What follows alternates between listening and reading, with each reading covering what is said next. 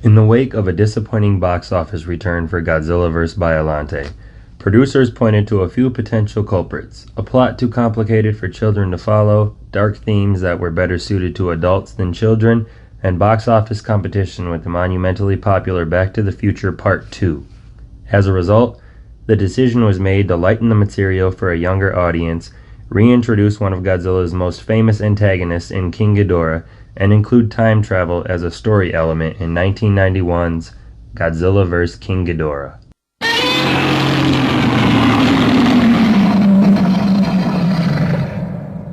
Let them fight. You're a wizard, Harry. You're gonna need a bigger boat. I'll be back. Death has come to your little town, Jim.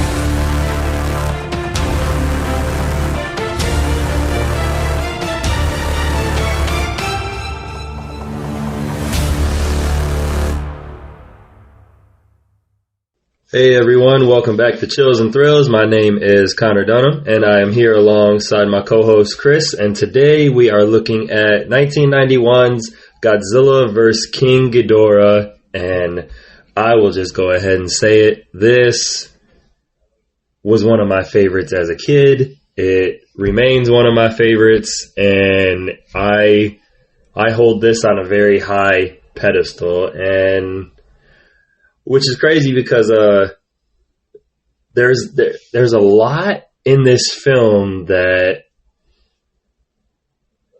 is all over the place, you know, from they go kind of like back to the Showa era, you know, you got time travel, and we're getting back to the unrealistic parts of Godzilla, you know, the fantasy, and I absolutely have a blast with this one. I could probably watch this once a week for the rest of my life and still enjoy it. So, Chris, what are your opening thoughts on this one? I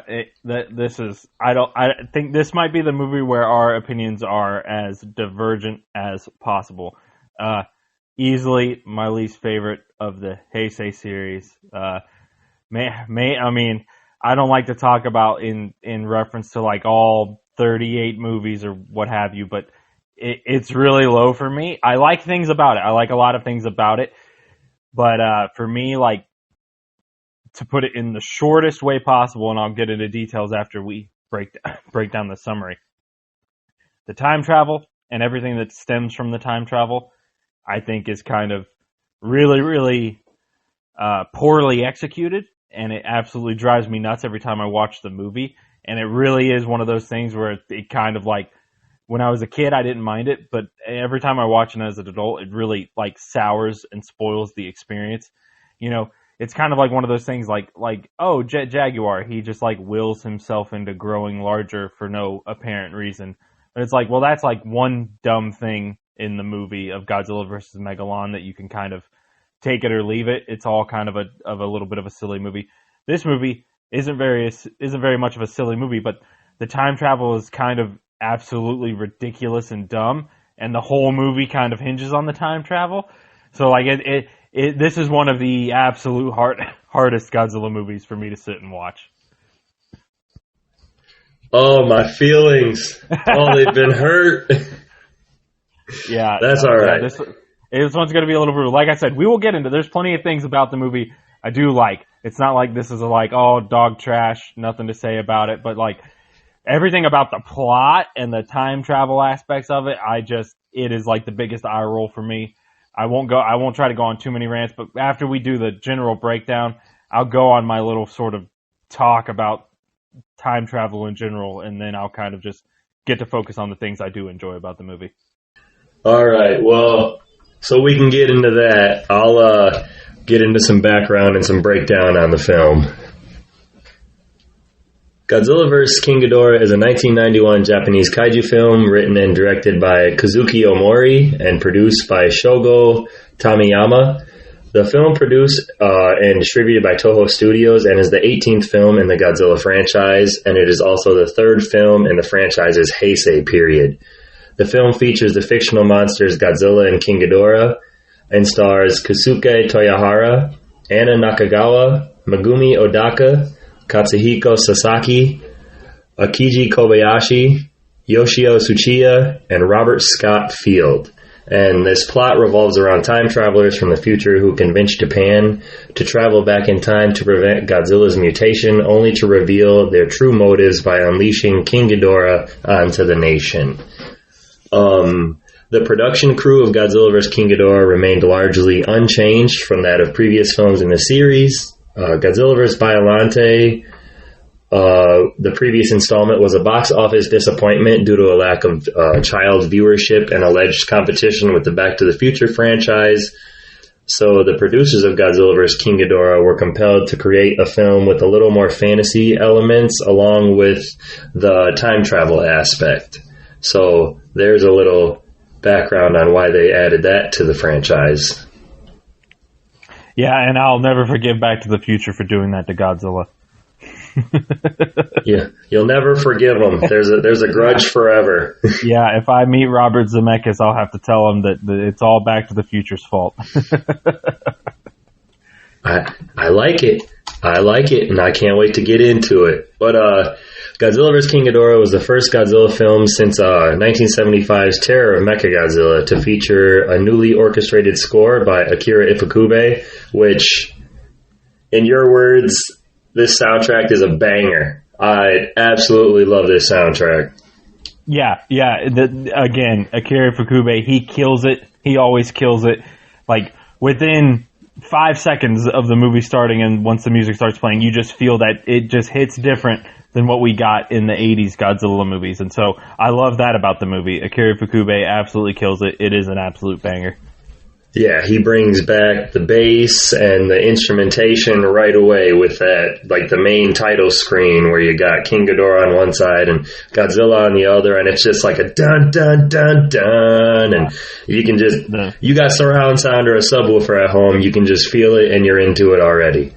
That man knows how to compose for giant monsters. Absolutely.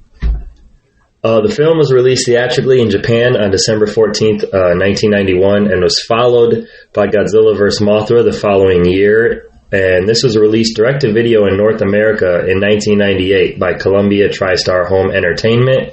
Even though this was more financially successful than Godzilla vs. Biollante, the film attracted controversy outside Japan due to its perceived Japanese nationalist themes. So that is a little background on the film. Yeah, I don't blame any country for making movies that are a little on the patriotic and pro their country side. You know, Americans are going to make generally pro-American movies, and Japanese folks are going to make generally pro-Japan movies, and I don't hold any of that against anybody.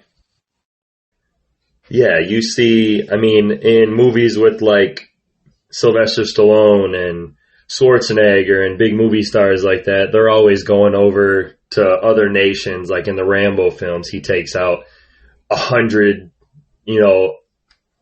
Vietnamese army specialists and by himself. And so, I mean, it's something we do, and I guarantee it.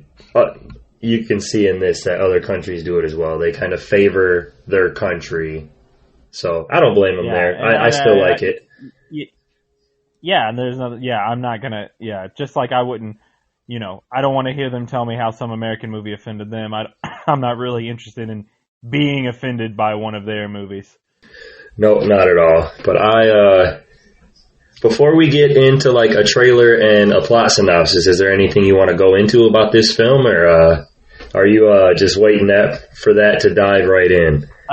Yeah, after trailer plot synopsis, I'll try to keep a brief and general. I'll get all my time travel grievances out of the way right up front, and then I'll just be free to kind of talk about the stuff that I do enjoy about the movie. All right, sounds good. Well, I'll drop the trailer of the film, I'll give a plot synopsis, and we will be back.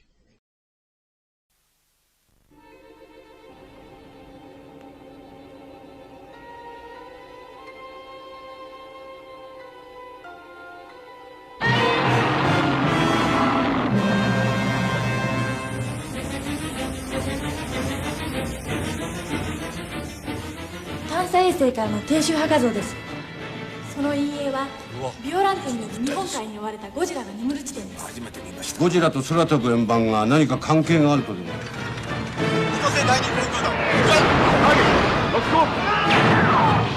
キングギドラ、我が国はゴジラ以上の脅威にさらされることになったわけだ。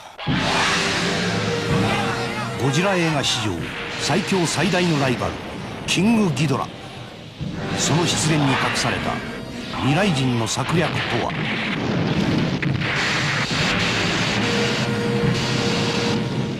キングギドラの出現は23世紀の人間たちによる仕業っていうことに。そして宿命のライバルに引き寄せられるかのように再び目を覚ましたゴジラ。2204年の未来から次々と送り込まれる現在への挑戦。今まさに時空を超え壮絶な戦いが始まろうとしている。なぜ彼らはキングギドラを生み出し、この日本を破壊しようとするんだ。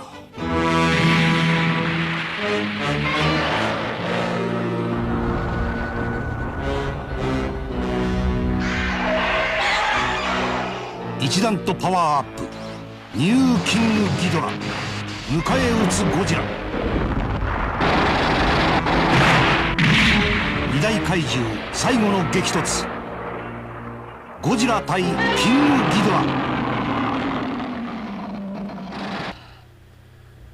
In 1992, Godzilla is still weakened after being infected by the anti-nuclear energy bacteria.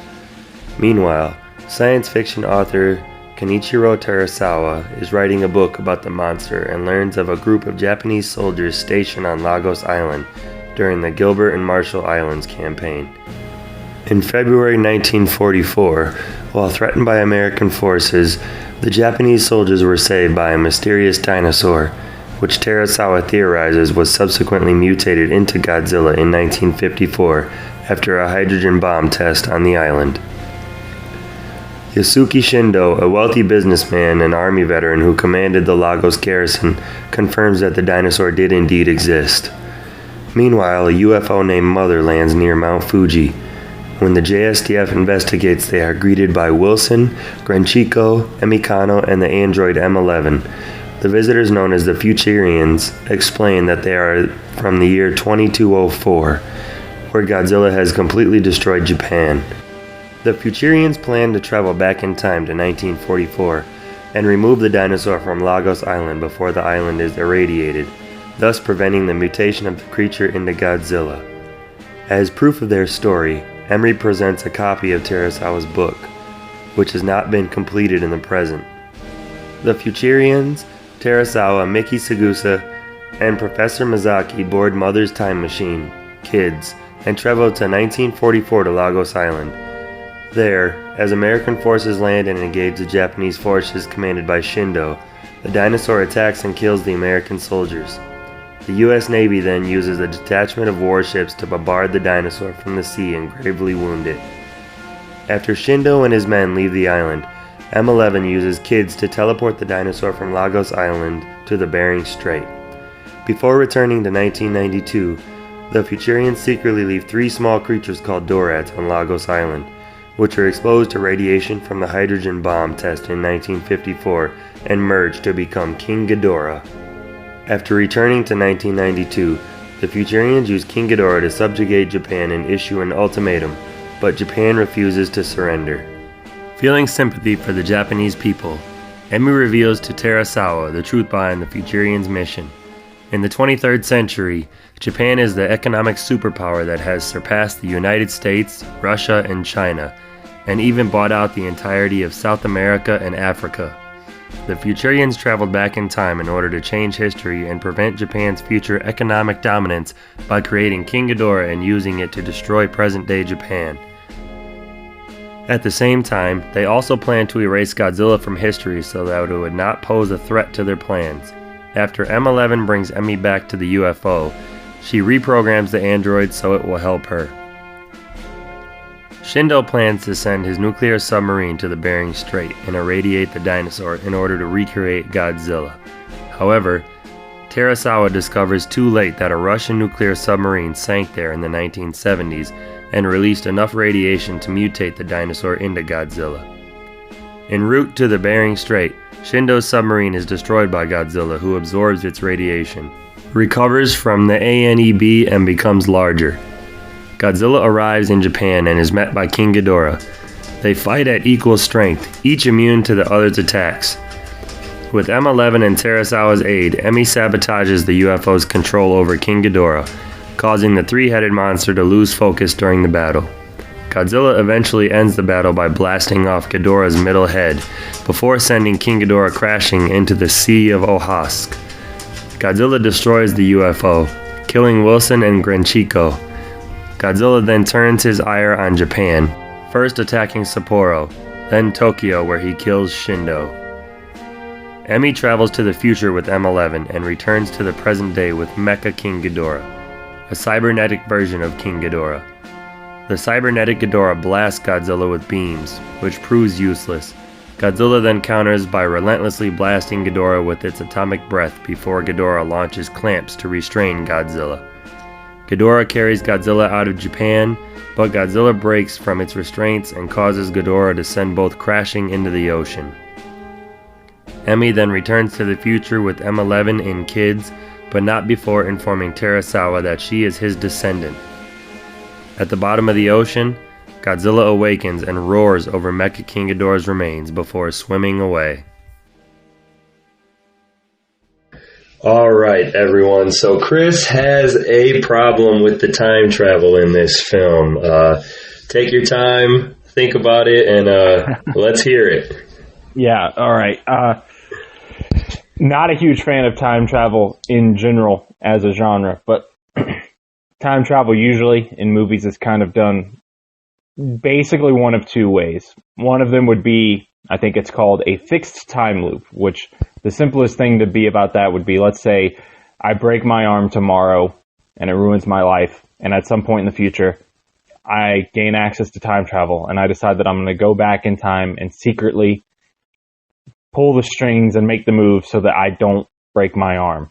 But that by doing that, I then inadvertently cause my arm break to happen in the first place. By trying to change it, I only reinforce it, and it's a revelation that time is a circular loop, that it always happens one way. I always went back in time, and I always inadvertently caused my own arm to break, and my arm breaking always made me want to go back in time to stop it, which, it's a fixed time loop. That's one way to do time travel. That's kind of the way that makes the most sense. The other way is kind of the alternate reality or multiverse, as they like to call it in recent years, way, which is that, every time you time travel, you're somehow jumping to a parallel reality or creating a parallel reality so that you're going into a new timeline, and so you're going to create a new sequence of events that diverges from the one you came from. So that then when you go back to the one you came from, it's still your original timeline, but you've created this other one in that other alternate timeline. By time traveling, you jump to a new reality, and you splinter the timeline, and it goes off in a new direction. And the big, and that's the more complicated thing, the multiverse thing. Like, once you start talking multiverses and infinite versions of realities and characters and all this stuff, you start to get into kind of just like mumbo jumbo, because it's all kind of, you're basically fantasy nonsense at that point. You might as well be magic, because multiple realities and things like that. And you're not really time traveling, you're like reality hopping or reality duplicating. So like it's kind of nonsense. The problem with Godzilla vs. King Ghidorah is that it doesn't really work as either. So like if you were to try and say like, oh, every time you time travel it's an alternate reality, it's an alternate timeline, well then they go in time in one point and create King Ghidorah, and then they go back to the sort of, we'll call it the main timeline, and King Ghidorah is there. If this were the sort of multiverse, alternate reality timeline of events, when they went back to their time, it wouldn't be the timeline where they created King Ghidorah, because that was another timeline. Like King Ghidorah wouldn't have followed them to the timeline they're coming from. And also the entire sort of plot of the villains, which is to kind of create a future that they like, that doesn't really apply either, because if they're coming from the future where they don't like what Japan is doing, and they're trying to create a new timeline, and then they go back. They're only going back to their original timeline. They're not going to go back to a new and altered timeline, at least by like the sort of thinking of the multiverse. So that doesn't really work for this movie. And then so the one that would make more logical sense is the sort of, it's all one timeline, the fixed time travel loop. Like, and there's a lot of things in the movie visually that kind of lean to that. Like the idea that they always went back in time and teleported that Godzilla. That Godzilla always became the Heisei Godzilla that shows up later in the 80s. The one in the 50s was always another Godzilla that happened anyway. They always went back and created King Ghidorah that awoke in the 90s for them to control. It's always like a self-fulfilling prophecy. Like they always went back in time, made King Ghidorah, created the Heisei Godzilla, you know, and the timeline went on, and then they always went back in time to kind of start it all again.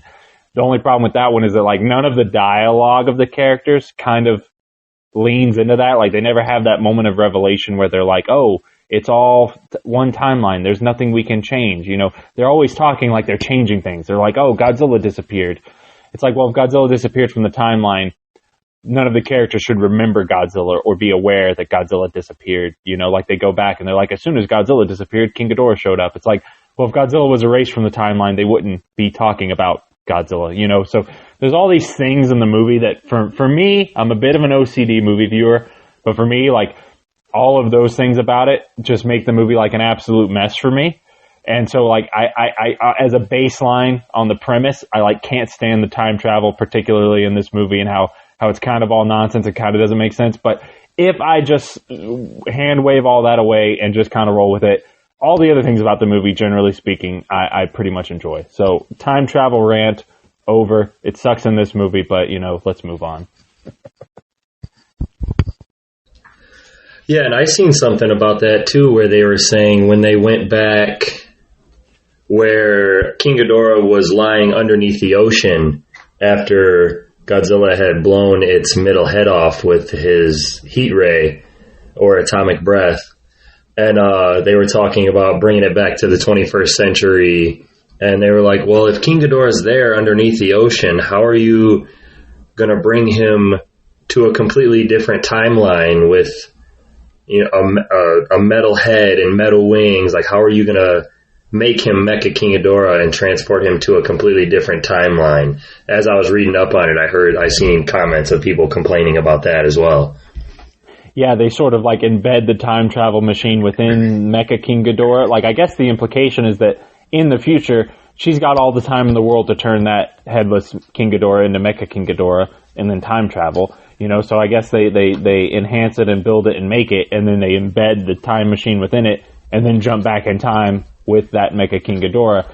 And it creates this kind of weird, like, two King Ghidorahs thing, because once Mecha King Ghidorah crashed into the ocean, you now have the 1992 era regular King Ghidorah that is sitting there at the bottom of the ocean, and then you have the remains of Mecha King Ghidorah that would have been sitting at the bottom of that ocean.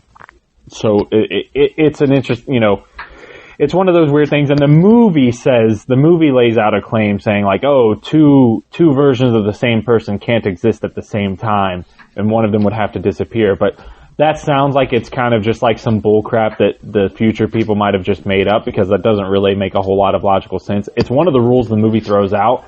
The movie never says it's a lie, but you can kind of infer that maybe that's like bullcrap, you know, that whole like two people in the same point in time at the same time, one would have to disappear. It's like, well, I don't know if that holds water. Yeah, there's a lot going on in this plot and in the timeline. But I mean, I think that's why I like it so much, is there's so much going on. There's so much to keep you entertained. You know, you got M11, who is like a Terminator ripoff, and you got them coming back from the future, and then you got them traveling back in time to the war, and the Godzillasaurus coming from the island and attacking the American troops, and then you got them coming back to the current day, and oh, well, now Godzilla, we moved him into the ocean, but he destroyed a sub, and now he got the radiation anyway that we didn't want him to get, and he's back, and now King Ghidorah from the Dorats is a thing. And there's just so much to keep your attention in this, and that's why I think it's one of my favorites.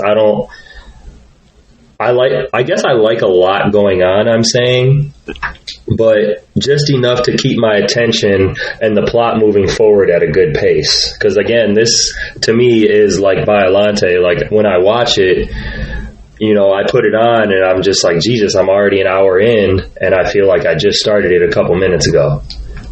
Yeah, that's fair. For me, like, oh man, for me, I got, excuse me.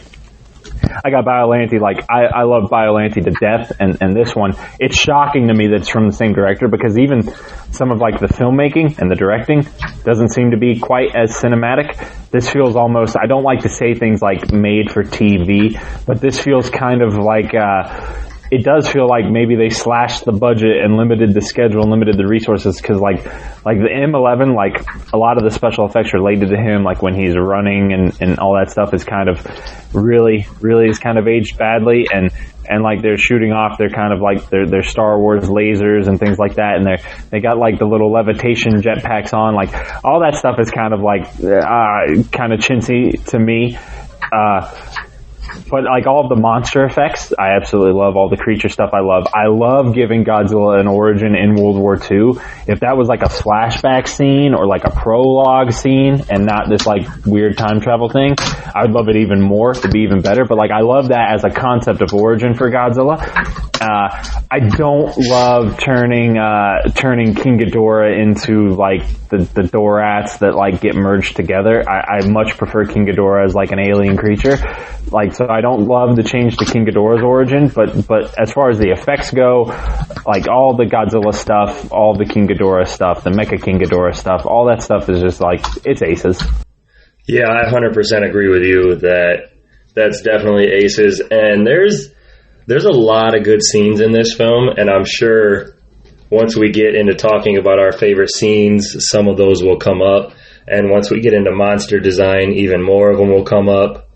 But for the time being, I'll go into a couple fun facts for you. I don't have a lot, but I got a couple ones. You know, fun facts aren't always fun, but they're just interesting, you know, behind the scenes little bit more info than we had a couple minutes ago.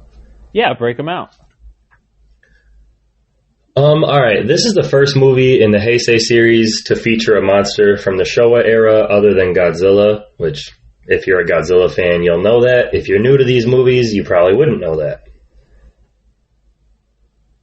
When this film was released in Japan on December 14th, 1991, it had an attendance of 2.7 million and grossed 1.45 billion, making it the 8th highest grossing Japanese film of 1992. So for coming out again in December, it didn't do too bad. Yeah, no, not bad at all. And I mean, 91 was also when Terminator 2 came out, and like that was July of 91. And so Terminator 1 obviously had been popular for years. You know, Terminator and Back to the Future really led the whole time travel robot thing, and so you can clearly see those influences here, you know. Oh yeah, and I don't have anything to gripe about M11. You know, of course when I was younger, I had seen the Terminator at a very young age. I was very advanced with my filmography when I was younger, I guess you could say. I grew up on Terminator 2, man. I grew up on Terminator 2. So that's one of the reasons I did love this movie as a kid. Yeah, by the time I was 6 or 7, I had seen all the Halloweens, the Terminators, the Friday the 13th, a lot of the Godzillas, everything that a 7-year-old probably shouldn't be watching that had swearing and nudity and killing and everything in it. I was watching. I don't know if I'd seen it all by 7, but I can definitely tell you that by the time things like Freddy vs. Jason was coming out in 2003, when I was 11, by that time I was well versed in all of them and had them all on DVD. So certainly, you know, in that sort of 8, 9, 10-year-old range, I was seeing all the stuff I shouldn't have been seeing. Well, maybe that's what's wrong with me nowadays, is I was watching those movies at a very young age. Mm-hmm. Agreed. But stuntman Hurricane Ryu Hurricane, who portrayed King Ghidorah in this film, would later return to play the Batra larva in Godzilla vs. Mothra, Baby Godzilla in Godzilla vs. Mecha Godzilla 2, or the Heisei Mecha Godzilla, and Godzilla Jr. in Godzilla vs. Destroya. Very interesting. Yeah, so I mean, making a living. I mean, hell, I wouldn't mind doing that at all. Yeah, being paid to be the giant monster guy? Yeah, why not? Yeah, let me destroy some miniatures, and beat another guy up in a suit. Exactly. Toho reportedly considered producing a direct sequel to this film called The Return of King Ghidorah, which would have involved a second King Ghidorah arriving from outer space, but decided to instead revive Mothra for 1992's Godzilla vs. Mothra, and an early draft for what would ultimately become Godzilla vs. Space Godzilla also featured Godzilla battling an alien King Ghidorah called Emperor Ghidorah. Man, I wish I would have gone with the Ghidorah coming from space plot for this movie, but, I've said what I've had to say. Yeah, I don't disagree with what they did here, but, we are used to Ghidorah being an alien or having an alien origin. But I guess, I'm not the biggest fan of the Dorats, but maybe they just wanted to do something different, a newer way to introduce Ghidorah, and whether it works or whether it doesn't work, I guess, is up to the viewer and how they see it and how they like it. Yeah, the 90s was a time when a lot of, I know a lot of properties and Western cartoons and animation, the 90s was one of those times where, there was a lot of sort of, that sort of rebrand it for the 90s, reboot it for the 90s. This is the new hip 90s version of it, with attitude, and all that stuff. And so I can imagine there, the idea of not wanting to just do straight up a retake of King Ghidorah, but that sort of, what would be a new twist? And I can see where, hey, what if it starts off as three separate creatures that get mutated into one creature? And now I don't know about the cute Dorats being the best version of that, but, it's certainly a fun concept, the idea of three serpents coming together and kind of being mutated and amalgamated into a King Ghidorah thing. As a baseline concept, it's not bad. Just executed a little silly. Yeah, I mean, maybe they could have, made the Dorats look a little more fierce, maybe they could have showed them being a little mean or trying to attack somebody when they were in space travel or something, so that way they have to put them in the little cage that they put them in, and then when they release them, show them attacking a little animal or something to show that they're fierce or evil or something of that such. Yeah. It felt like kind of a really quick kind of way to give King Ghidorah an origin that stems from the time travel, but I mean, it serves its purpose. Yep, it's done now, so I won't disagree with it. Again, I like this film, so I'll go ahead and give you the last fun fact I have, which is that a figure of the 1964 Godzilla can be seen on Terasawa's desk in multiple scenes in this film. That's fun, and I believe in Biollante there was a King Kong versus Godzilla figure on one of the characters' desks. So I like that they throw in these weird little nods and references.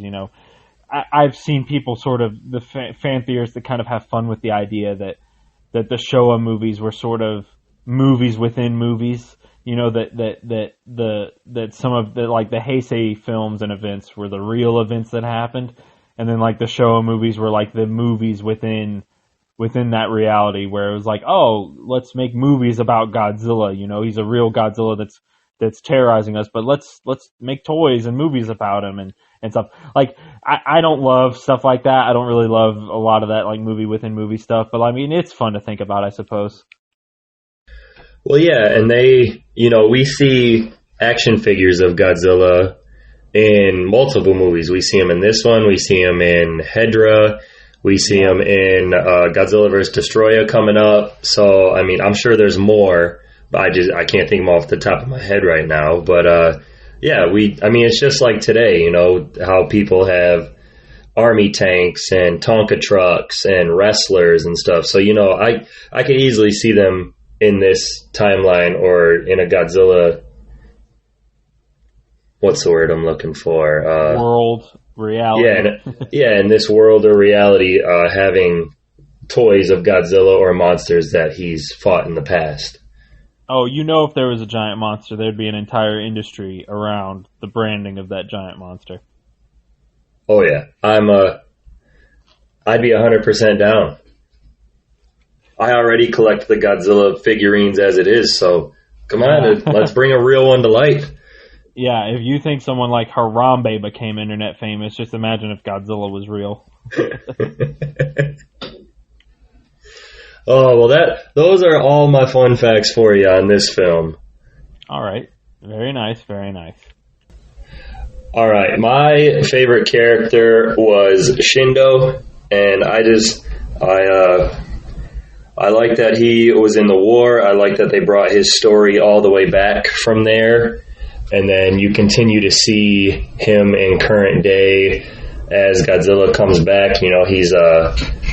He's thanking the dinosaur in the post-war after saving them from the Americans, and then you go to current day, and he gives a great quote that their savior is going to fight for them again against King Ghidorah. And I don't know how he's got that footage on his screen in his office. He must have been watching the movie, or he had a front row view from like a helicopter camera or something.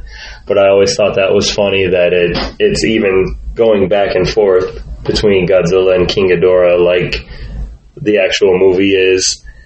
And I like the live feed that he has is being edited. Yeah, literally. I think the Heisei movies get into doing a little bit of that lately, where the characters are watching the events transpire on screens and conference rooms, and you're just kind of supposed to buy that there's some cameras there that are giving them the live feed, and they have the A camera and the B camera, and they're cutting in between. It's a Heisei staple, just as the show series has its own things of like, the characters are always on a hill watching the fight. With the Heisei, it's always like, the battle's right there on the screen. Yep, I always got a good chuckle out of it. Even when I was younger, I was like, how is this even working? Like, because it looked like it was a giant TV on his wall. It wasn't like a window to the outside or anything. And I'm like, how are they getting this footage? Yep. The time travel gets a pass, but man, how does he have that footage on his screen? But I do like how he has an emotional connection with Godzilla from the past, and it brings it to the future.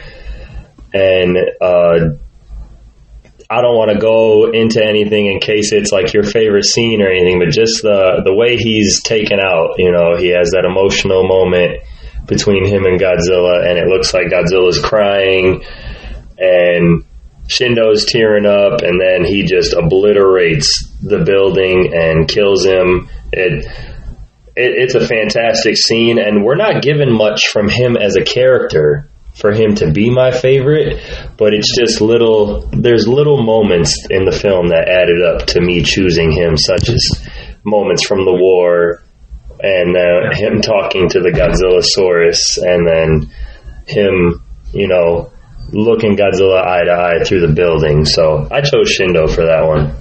Yeah, he's actually my favorite character as well. Since I'm not going to let myself pick Mickey Sagusa for every movie, he was my favorite character in this one, and particularly because, like I said, I like that the entire idea of a World War II veteran having been helped by Godzilla and then having to leave a dying Godzillasaurus on the island, and then sort of re-encountering it later as Godzilla.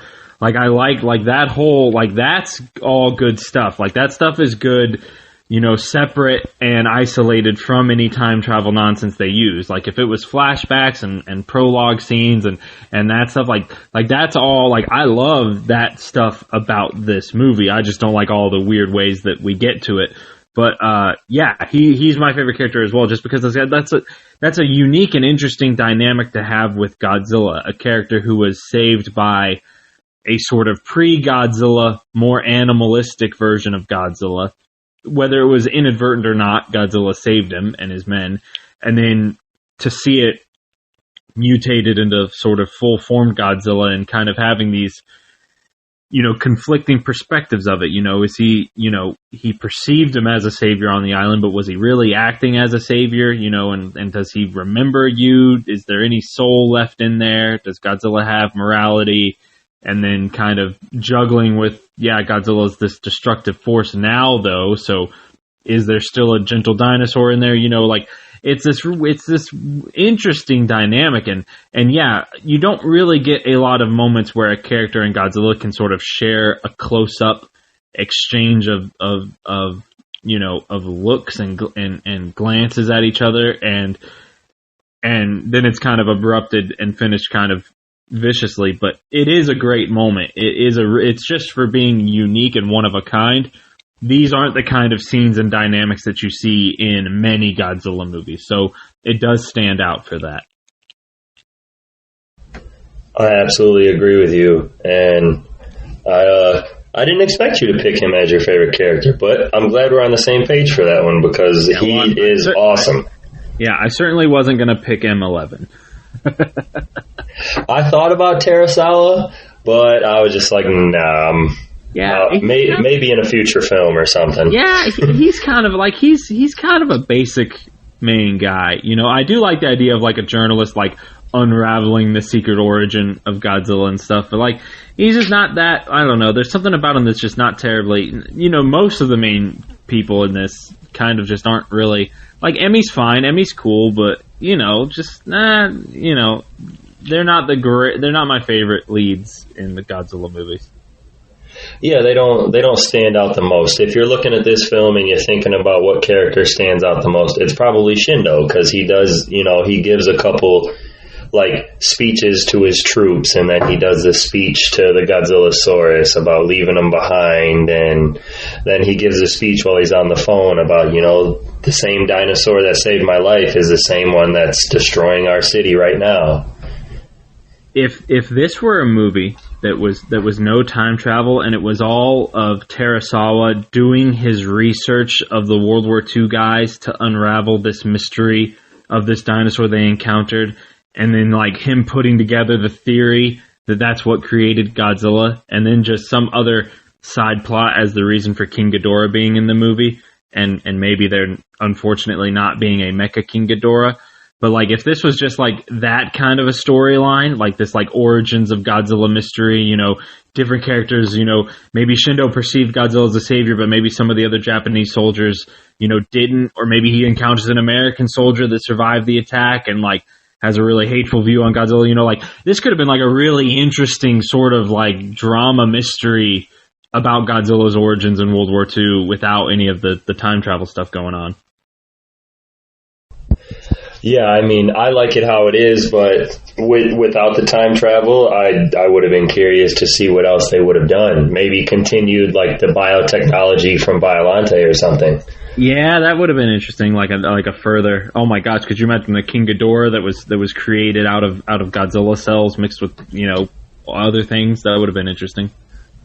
Absolutely. A King Ghidorah with like Godzilla spines down its back or something. Again, Toho, listen to us. Get on it. Yeah, I mean, it would be interesting to see a world where like almost all of the monsters are somehow extensions of Godzilla or spun out from Godzilla in some way. That'd be interesting, For sure. Do you wanna give your favorite score first, or do you wanna?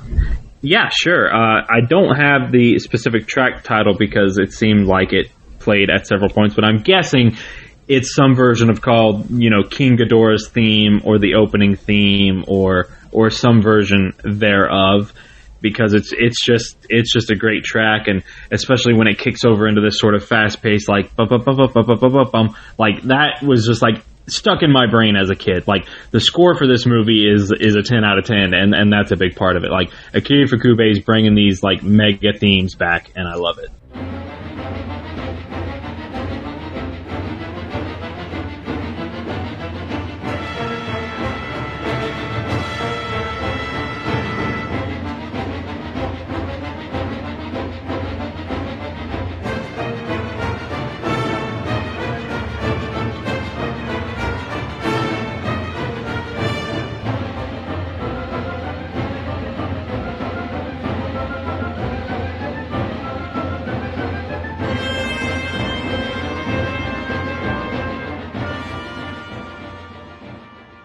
Yeah, absolutely. This there's a couple of these tracks on the best of Godzilla CD, from the Heisei, and well deserved that they're on that.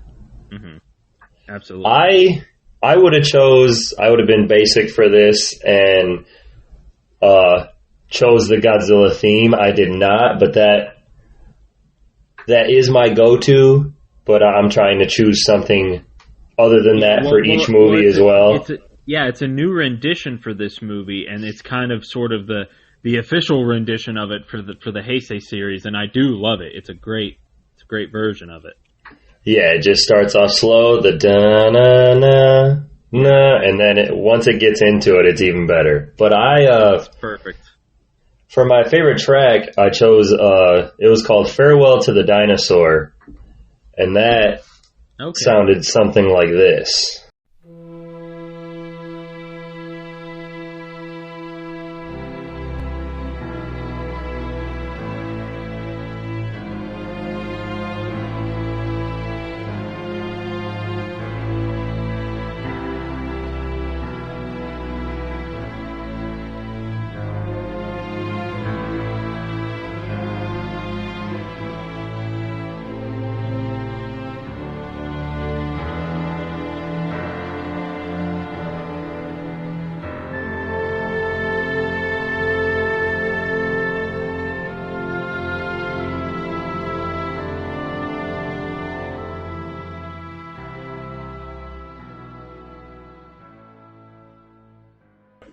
Yeah, they use that for the Godzillasaurus on the island when he's dying from his wounds. And then they use that for when Godzilla and Shindo are looking at each other through the building. And I chose that track just because at both parts it's emotional.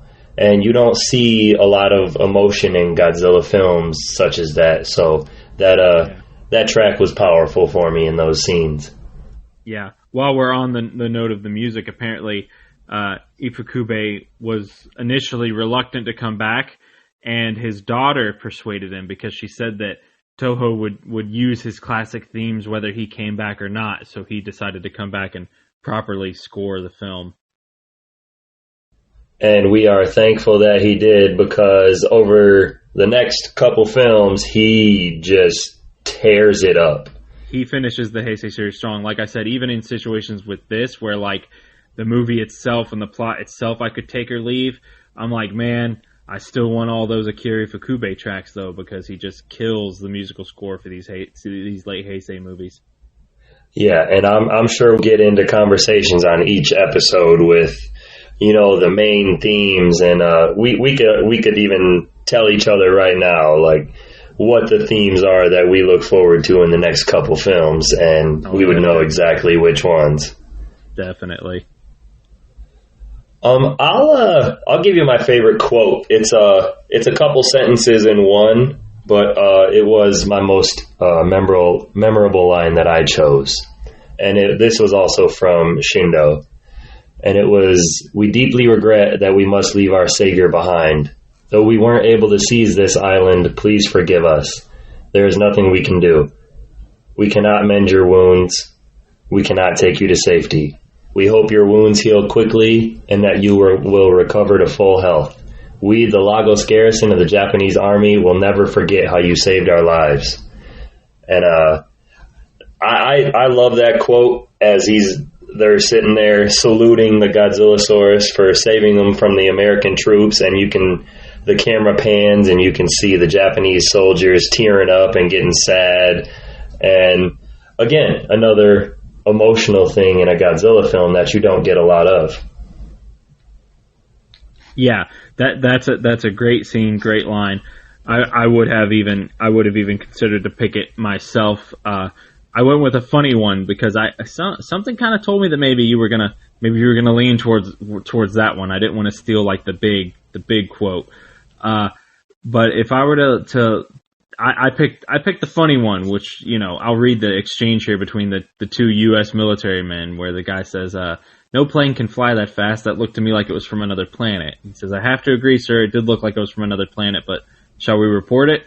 He says, "What? That we're being invaded by little green men from outer space? Let's just keep it as our secret. You can tell your son about it when he's born, Major Spielberg.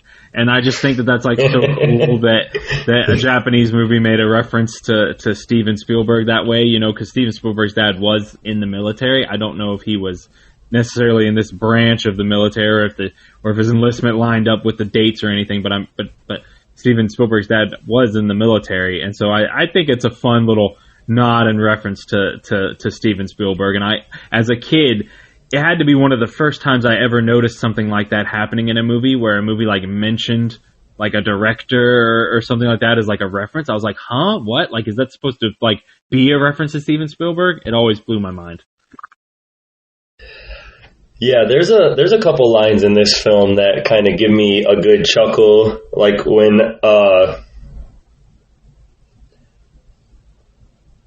I lost his name. Who's the main character?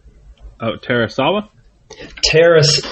When Terasawa asks, you know, if his book becomes a bestseller, and Emmy's like, you know, hardly anyone knew anything about your book.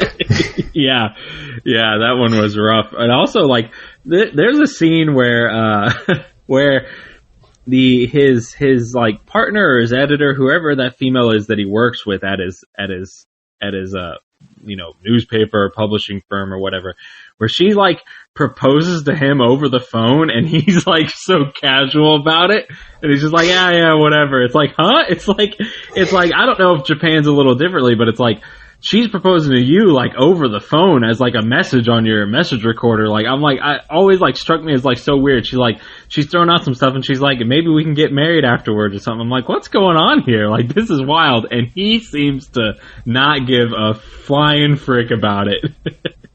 Yeah, that is absolutely the next line I was going to bring up, because she's like, yeah, if your book becomes a bestseller, you know, will you marry me afterwards? And it's like, yeah. Oh, so now I got money, you want to marry me. Yeah, I mean, the movie does imply that he's rich anyway. Like, he's living in like a nice place, where she talks about like him making all of his money and whatnot. But like, I also like how it seems like maybe throughout the movie, him and Emmy, like, he's maybe got a little bit of a thing for her. And then at the end, she reveals that like he's her ancestor. And then, like, you see him, like, I think there's a shot near the end of the movie where he's, like, standing with the other girl, the present timeline girl who wanted to marry him. It's like, he went to plan B. It's like he couldn't have his future girlfriend because he found out it's a relative of his. So he's like, well, I gotta preserve the timeline and make sure that she's born in the future. Yep. And, I mean, Emmy's in this, I think she's a very pretty actress. You know, I can't blame him for having a little crush on her. But yeah, once you find out she's a distant relative, that might not be the best choice. Yeah, a descendant. It's like, oh gosh, you know. Another weird thing is they always keep saying 200 years in the future. But 1992 to 2204 or something like that, that's like 122 years. It's not 200 years in the future. It always rubbed me the wrong way as a kid. I'm like, the dates are right there on the movie. Like, there's 1992 and there's like 2204. I'm like, what? Why is all this? They're rounding up by 80 years to 200 years. I'm like, oh, geez.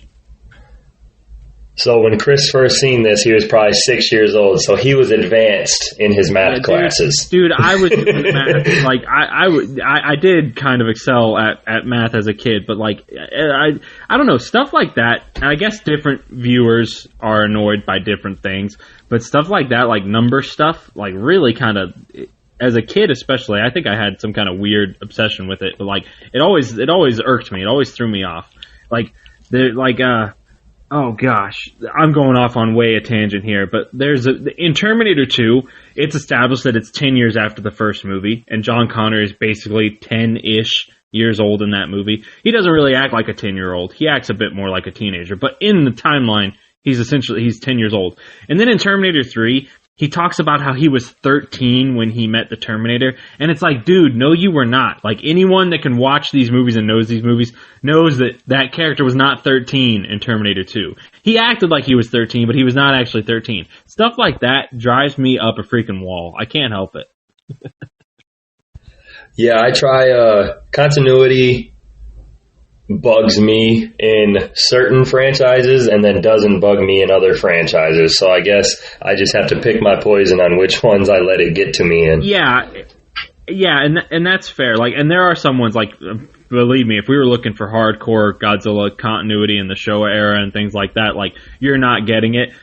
Older movies just did not really operate that way. So, like, yeah, I'll hand wave some stuff, but, like, movies that seem to kind of, like, pride themselves in being, like, very consistent and cohesive, you know, like the Marvel movies, like, for a long time, the Marvel movies, like, they all kind of fit together, like, perfectly. So then when you get one or two of them that's like, wait a minute, that doesn't line up. Wait a minute, that doesn't line up. It really stands out like a sore thumb.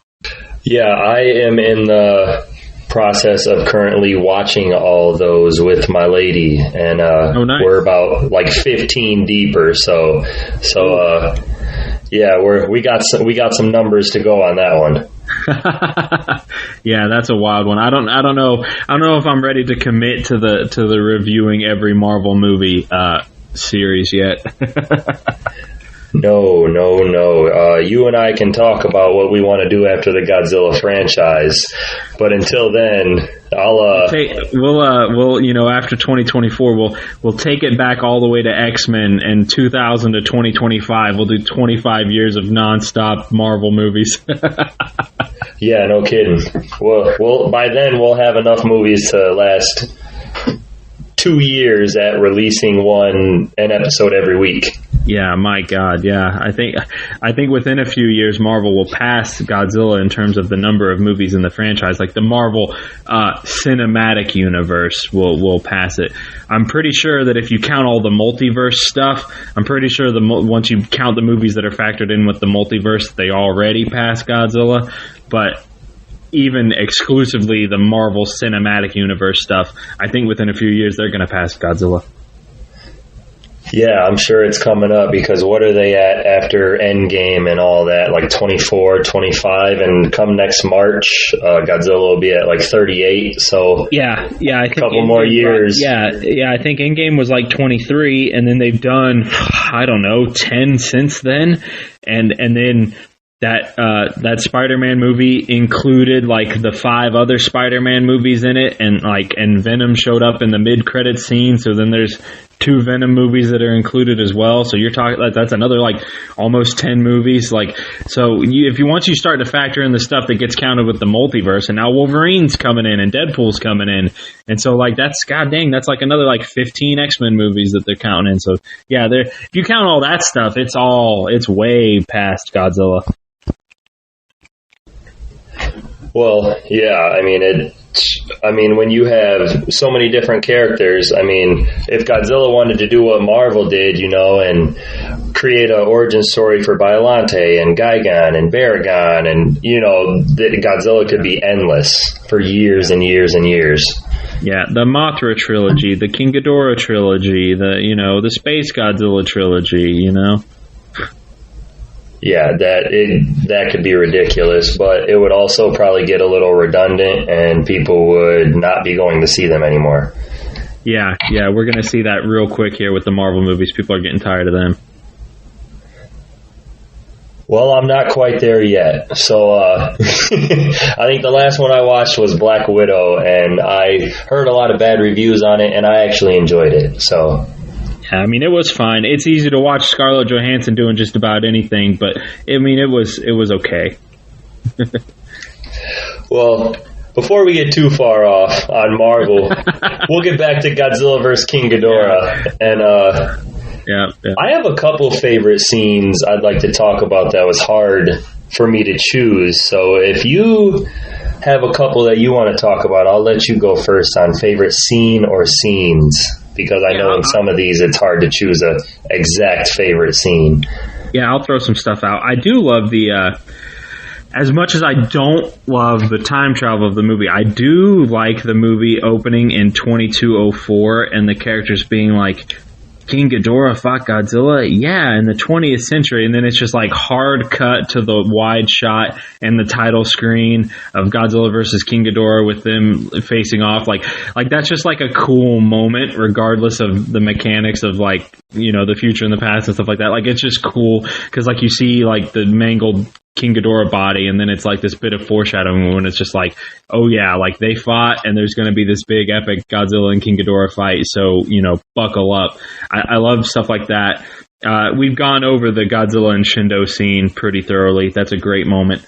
I also like when he one of my favorite moments in the movie is when when they transport the mothership right in front of Godzilla, and Godzilla point blank blasts the future people in the mothership. I just loved that shot of seeing the atomic energy just like blasting through their ship. Like it just feels, it's like a very like anime kind of thing, just like blowing them away in the energy. Like I always loved that as a kid. Yeah, that scene gives me a chuckle every time because, the guys, they put their arms in front of their head and their faces, they're the ugly, scared faces. Ah! Yeah.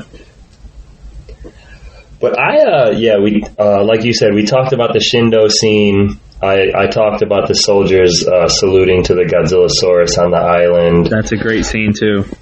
I like the night scenes where Godzilla's fighting the army as well, and they got I don't know if it's kind of like the radio tower with the time. I think it says 7 o'clock or something. So anytime I would watch this movie, I would see that it said 7 o'clock or 7:02. I can't remember exactly what it is, and I would look at the clock, all right, nope, it's only 6:37 here. Didn't time it out right. Yeah, I never did it with this movie. There have been some movies where, when the time comes into play, it's always fun if you happen to be watching it and the time kind of lights up. Or when they mention the date, when they're like, oh, it's October 24th, and you happen to be watching the movie on October 24th or something, Yeah, I always like the night scenes with Godzilla battling the army. And, he takes a step and he falls down into the ground. I don't know if that's an underground subway or leading to the subway. And the masers are just drilling him. And I like the night scenes because the blue of his atomic heat ray just stands out phenomenally. It's so blue in this film. Yeah, and the blue against the black, it's always a good contrast. And then the last scene I wanted to mention was just the first fight. You got Godzilla coming out of the water. That's what I was right about to mention. Yeah, he's walking past the cows and whatnot, and they're like, he's much bigger this time, and they're like, he was made with modern nuclear weapons. Of course he's bigger now. And you got him walking forward, and King Ghidorah comes and lands right in front of him, and Godzilla just gives him a look and then a roar like, dude, you don't know who you're messing with. This is not something you want to be a part of right now. And then King Ghidorah actually gets the better of him for a little bit. Yeah, I love the shot of when Godzilla's foaming at the mouth from being choked by King Ghidorah. I actually have a shirt that has the classic poster VHS cover art from this on a T-shirt, where it's King Ghidorah in the back and Godzilla in the front, sort of looking outward. I have that. I have a T-shirt with that image on it, and it's really cool. But yeah, it's a great fight. And then he blasts off one of King Ghidorah's heads. I like the, I'm always cool. Godzilla never gets as violent and bloodshed filled as the Gamera movies do. But I always like when we get to get in a little bit of the kaiju violence. I was going to bring up, is this the first film that we get him actually using, what is it, his nuclear pulse or his atomic pulse that he... I want to say he uses them in Biollante to shred some of the tentacles that are wrapped around him at one point. Yep, you are right on that. So they bring it back in this one as well. Yeah, and he blasts King Ghidorah away from him. I always love that because when you're a kid, you're not really registering some of this stuff. And when I started to, and plus I saw Godzilla vs. Destroya before several of these other Heisei movies, and so in Godzilla vs. Destroya, he's doing it like crazy, and I always thought that was just foreshadowing and indicating that he was borderline blowing up or that he was unstable. And then when I started to watch some of these other movies more carefully, I noticed that he was doing that, so I always kept my eyes peeled for moments when he would do the shockwave or the pulse, because it always kind of I was like, oh, that's the thing, it was just really cool to me to see Godzilla have another power. Yeah, it's always I like how they continue to bring that back in future films here and there, and in some films it's crazy strong, and I like how they use it in this one to just send King Ghidorah flying back. And King Ghidorah in this film is massive compared to Godzilla. Yeah. You know, he's 50, 75 feet taller, roughly, you know, and it just sends him flying. So he's got a couple tricks up his sleeves that he can definitely handle himself. Yeah, it's a great moment, and you even kind of almost, because I think that's when he's being choked, and you kind of have this moment where like his mouth like muzzle flashes, and then it does the shockwave, like almost like he's got to charge up the energy the same way as if he was going to do his breath, but then he just sends it out through his body. So like it's just a cool, it's a power mechanic, it's an ability mechanic, and like it's just cool to see things like that in these movies. Yeah, and I mean, even in the final fight, you know, we could go on and on about the scenes in this movie. You know, the final fight. I like Mecha King Ghidorah, but we'll save all this for monster design, and because I'm sure we'll talk about some more scenes in that as well. So I'll move on to the next one and give you some numbers on Godzilla vs. King Ghidorah. Alrighty. Godzilla vs. King Ghidorah, again, had a budget of about 1.5 billion yen, or roughly $10.5 million, and that one is adjusted for inflation today. It had an attendance of 2.7 million viewers and grossed 1.45 billion yen, or roughly just under 10 million. So this one actually surprisingly lost money, and they still continued to make multiple more films in the Heisei era. Yeah. Well, and from what I understand is, while I'm not like 1,000% sure on this, but from what I understand, in the 90s, these Heisei movies, while the box office returns were not necessarily always the biggest and best, from what I understand, this was a period where the merchandise side of the franchise was apparently like huge. Like the toys and the apparel and the merchandise and all of that stuff, apparently that was booming at this time. So even if the films weren't necessarily like box office hits, I think every time a film came out, it sort of caused a huge spike in all of those ancillary toys and things like that. That's why I think there was also pressure to have like multiple forms of monsters and creatures and things like that, because then you could sell different versions of them. You could sell King Ghidorah and Mecha King Ghidorah. You can sell like Batra and Mothra as larvas and as moth forms and things like that. And I remember being a kid in the 90s, and like if I were to go to a Toys R Us, and this is before the 98 movie, this is like mid 90s. I remember like being in like a Toys R Us and like still seeing like this era Godzilla toys on the shelves in certain sets and collections, even though none of these movies were coming out over in the US. So like clearly the merchandise side of things was very successful, if like they were dropping these toys in Toys R Us, even though there weren't any new Godzilla movies coming out over here at the time. Oh yeah, when I was younger, I was a huge Toys R Us kid just for the Godzilla franchise. And absolutely, I had so many Godzilla collectibles, you know, that I see people finding in our Godzilla fan page, and I'm just like, God, I used to have that, you know. And as a kid, you don't think they're going to be worth anything when you're younger, so you take them out, you play with them, you ruin them. And I still have some of the toys or collectibles I used to have, but compared to like how many that I destroyed and stuff like that from just throwing around my bedroom, and it's like I could have had thousands of dollars sitting, you know. Yep.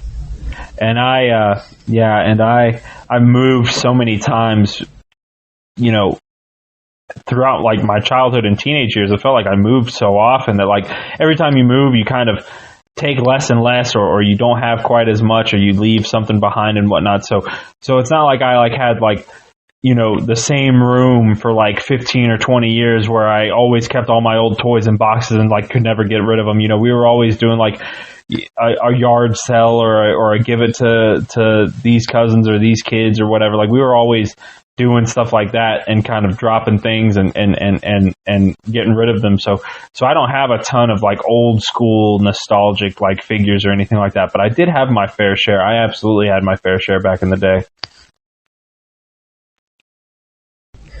Yeah, I love every time these movies come out and become popular again, because they bring some of the old stuff out or introduce, new figures with new box sets and stuff. So I like collecting stuff, I like having a man cave and being able to put all this stuff on the wall. And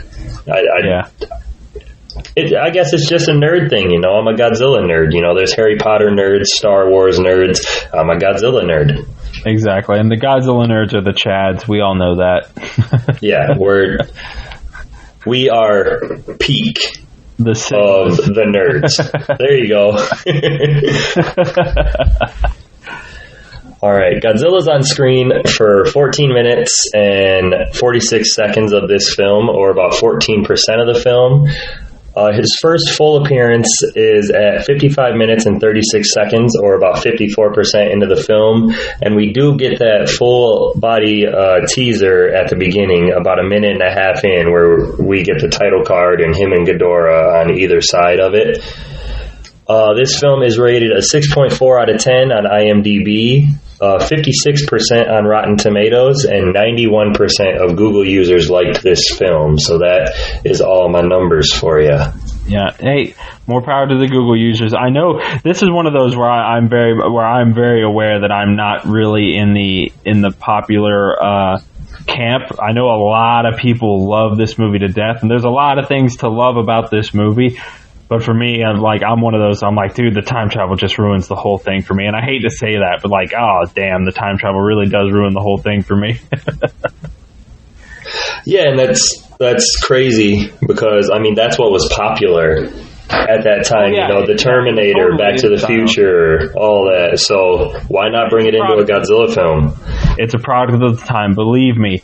If there wasn't a MonsterVerse going right now, and Toho was in one of their stints where they were just doing a Godzilla movie every year right now, I can guarantee you they'd be doing some kind of multiverse movie where they were putting 5 different versions of Godzilla in the same movie. Like, they'd be doing that. They would totally be doing that, because that's what's hot with all these other superhero movies and stuff like that. They totally would be doing that right now.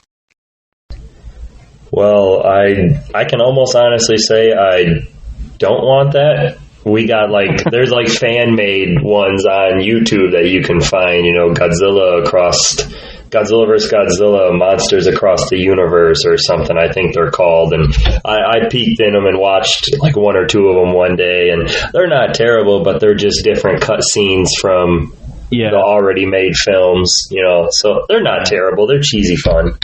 And look, the multiverse stuff, it's all fun. It's fine for a fun little gimmick and whatnot, but it's not really, it's not really satisfying storytelling. It's oh, what if we had, X many versions of this many characters all getting to meet, and then we get to have them all interact, and isn't that cool? It's yeah, but that's not really a story, but whatever. Yeah, you're just throwing stuff at us and hoping that we understand and we approve of it. Yeah. Well, let's go ahead and get into monster design. Let's start with the little cuties, I guess you could say, the Dorats. I know a lot of people gripe about these. So what are your take on them? Yeah, I mean they look a little bit. Gosh, they make me think of what was it, Furbies? In their proportions, where they kind of have these block bodies and really tiny, basically not limbs at all, and these really tiny wings that don't look like they could really fly with them, and they're kind of these ugly, cutesy little ugly, cute ugly things. And it's fine, it's whatever, as soon as you see them, you kind of get King Ghidorah vibes from them, cute baby King Ghidorah vibes. It's not an amazing design on the Dorats. No, and they're golder than all hell, so absolutely you get the King Ghidorah vibe.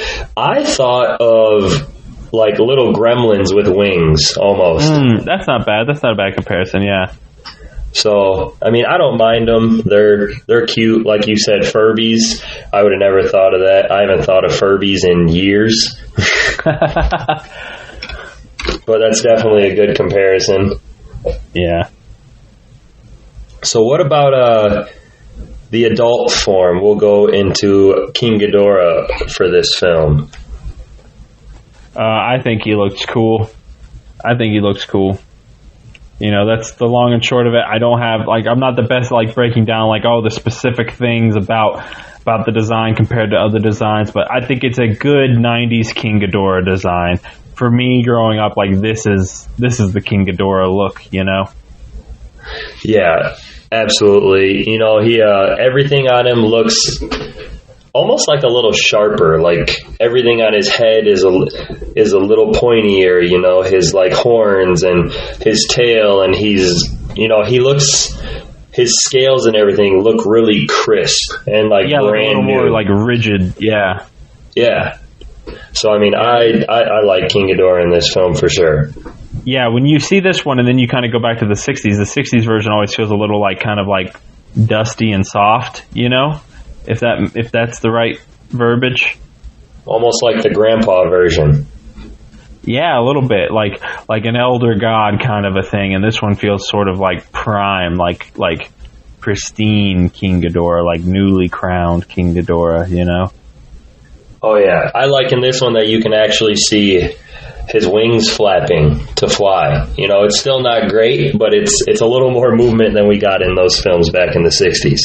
Yeah, it gets better over time, and this is the 90s equivalent, and it works. It's a nice, like I said, it's a great design. A lot of great things about this movie. Just wish they were kind of in a different plot, but I mean that's neither here nor there.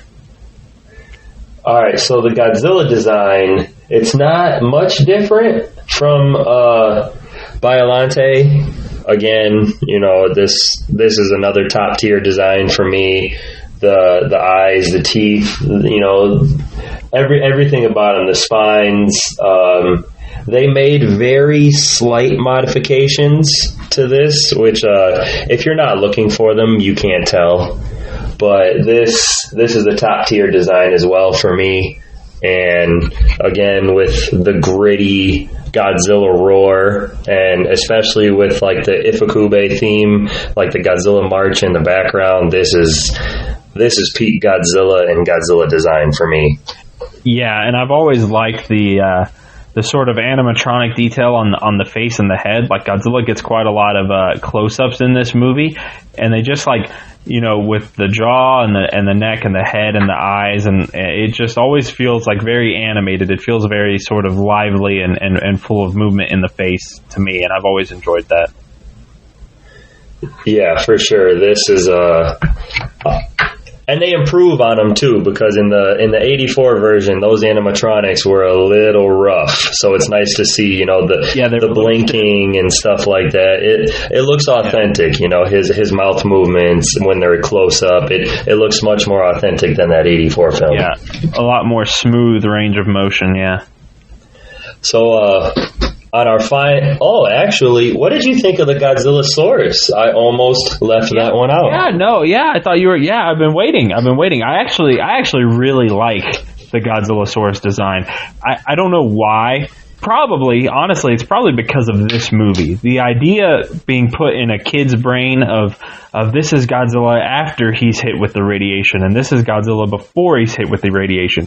As a kid, probably because we were very much in that sort of like Pokemon, Digimon generation of like transformations in different forms and Dragon Ball Z and things like that. So like as a kid, like when you're thinking about like and the Heisei movies have a lot of transforming monsters. So the idea that there's like Godzilla before he was sort of powered up into Godzilla as like just a regular dinosaur, it was always fascinating to me. So I've always loved the Godzillasaurus look. I think it's like the perfect sort of, this is the dinosaur version of Godzilla, you know. It's like if you had just that design is so good that if you had just scaled that design up and almost kept that exact design for the G98 movie, that almost would have been okay. That almost wouldn't have been so bad, you know? It's like in the same spirit of like a normalized version of Godzilla that's a bit more dinosaur, a bit more T-Rex, but still clearly like a proto-Godzilla look. I've always loved it. I also love that design. When the Godzillasaurus comes to, like, I guess you could say the beach and is just putting a whooping on the American soldiers, you know, going stone cold, open up a can of whoop ass, and they start firing at him, and they're just blowing holes in his chest, and the blood leaking out, and the roar that he gives of like pain is like, I love that scene as well, and I saved it for this. But the Godzillasaurus design, I love it. You know, it's got like the big sharp toenails on his feet, and I mean it looks like something that could transform into the Godzilla that we get later on in this film due to like a little radiation and whatnot, nuclear energy, all that. Absolutely. Fun fact, a lot of the roars that the Godzillasaurus uses are in fact Gamera's roars. They're roars and sounds from the Gamera monster. Which I have not seen any of those films, so we might have to do those. Have we talked about before that you've never seen any of them? Wow. We sure. I knew that was his roar, but I didn't even think to mention it in this because my uncle is a huge nerd on all of these, so he told me I need to get on watching the Gameras.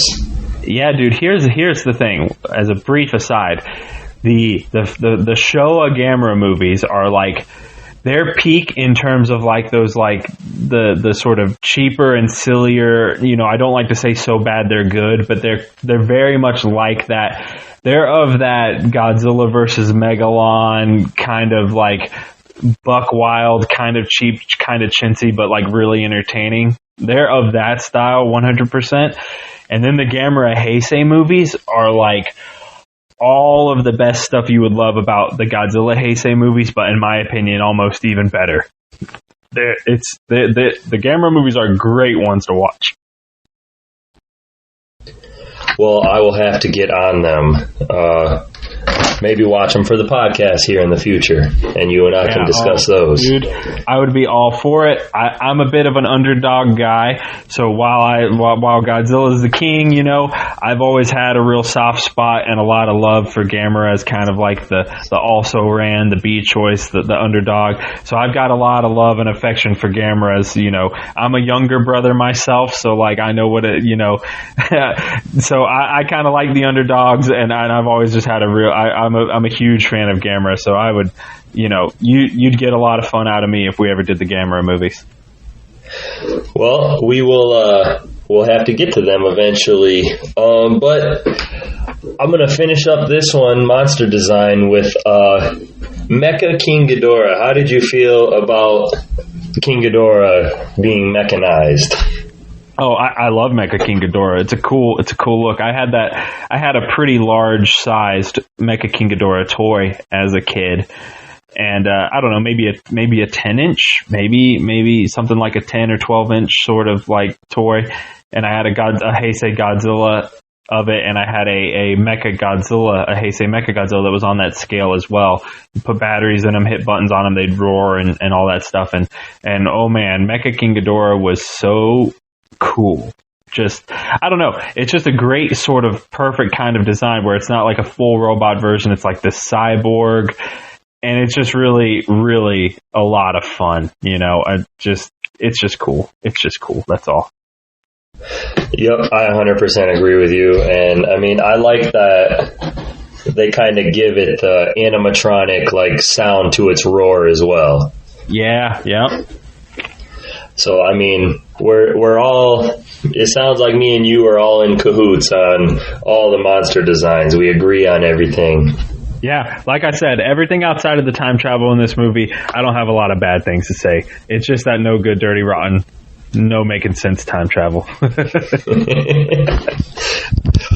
Well, I don't think we get any of that for a while. Or maybe, I don't think we get that ever in the rest of the Godzilla franchise. I could be wrong. No, we I think this is it. Anything like that. The only stuff about the time travel is that it's going to get some residual hate from me when we get to Godzilla versus Mecha Godzilla 2. And then when we get into that stupid black hole crap with Megaguirus, you'll hear me rant on that. But outside of that, I don't have any more kind of like pet peeves with this sort of stuff in a Godzilla movie. All right, fair enough. Well, until then, I'll ask you to go into our tier rating for our 3 films that we have in the Heisei era so far. Yeah, I'm sure I'm going to shock everybody when I say I rate this under Return of Godzilla and under Biollante. And even though we're not at the point where we have to necessarily cut one, like I would lean very strongly towards this being one of those that I would let go. Just because, like, I don't like it when I can't really sort of reconcile the logic of the plot, and so, like, the time travel is just a big stickler for me. And this one would probably go, but, we'll see. All right. Well, I kind of talked you into saving Astro Monster. We'll see if maybe I can talk you into saving Godzilla vs. King Ghidorah. There's no hope. There's no hope for this one. That's it. There's almost no hope for this one. We're gonna have to have a talk once these mics go off. Oh yeah. All right. Yep. I will cast it into the fire. My tier rating, we're going from bottom to top, from third to first, is going to be The Return of Godzilla at the bottom, Godzilla vs. Biollante at 2, and Godzilla vs. King Ghidorah at the top. Oh wow! So, that's almost flipped. I'd have Return of the Godzilla at the bottom. No. Sorry. King Ghidorah at the bottom, then Return of Godzilla, Biollante at the top. And I can't argue with you with having Biollante at the top, because that film, like I said, that film's phenomenal. And I won't disagree with The Return of Godzilla being at the bottom. So it's all on perspective. King Ghidorah is at the bottom, not Return of Godzilla. Yeah, sorry. King Ghidorah is at the bottom. So I will argue with you with that one. Yeah, I think you'll be more so surprised to find that you, as this series goes, you might still be arguing with me about that one. Oh boy. I'm looking forward to it though. I am looking forward. That's why we're doing this. That's why we're having these conversations.